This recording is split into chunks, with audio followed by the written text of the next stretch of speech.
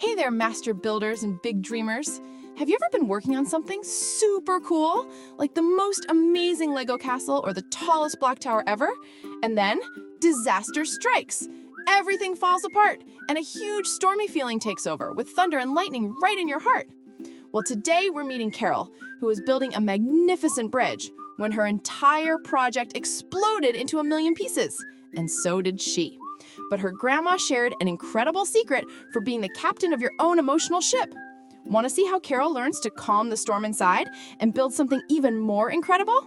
Then you have to see what happens in Carol and the Feeling Storm. Carol loved big projects. The more complicated, the better. Today, it was a magnificent bridge made of 100 tiny, delicate sticks. Her brow was furrowed in concentration, her fingers moving like a musician's. It was almost perfect. Then, she came to the last piece. It wouldn't fit. She turned it, she pushed it gently. It wobbled and slipped. A hot, prickly feeling started in her tummy and spread up to her cheeks. The feeling was familiar, and she didn't like it. With a final, frustrated nudge, the piece sprang from her fingers.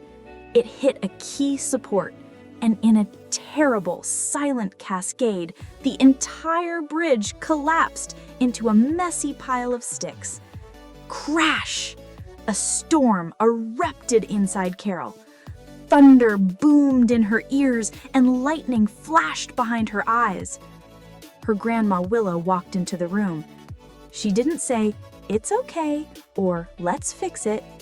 She just sat on the floor nearby and said softly, "A big feeling storm has arrived, I see." Carol just crossed her arms and glared at the sticks. "Every storm feels scary," Grandma Willow said, her voice like a gentle rain. "But even the biggest ship has an anchor to hold it steady. Can you feel your feet on the floor? That's your anchor. It will keep you from being swept away." Carol didn't want to, but she did it anyway. She wiggled her toes inside her socks and thought about her feet. The floor felt solid and real. The thunder in her ears didn't stop, but it got a little quieter. She wasn't being tossed around so much by the waves of anger. "Good," Grandma Willow whispered. "Now, every ship's captain needs a lighthouse to see through the rain. Your breath is your lighthouse. Let's try a lighthouse breath. Breathe in deep and slow, and then breathe out like you're sending a long, steady beam of light out into the dark." Carol took a shaky breath in and a long breath out. She imagined a bright light cutting through the storm in her mind. She did it again, in and out. The lightning flashes behind her eyes began to fade. The rain in her heart slowed to a drizzle. "The storm is passing, Carol," looking at the pile of sticks. "The feelings aren't bad, Carol. They are just powerful energy.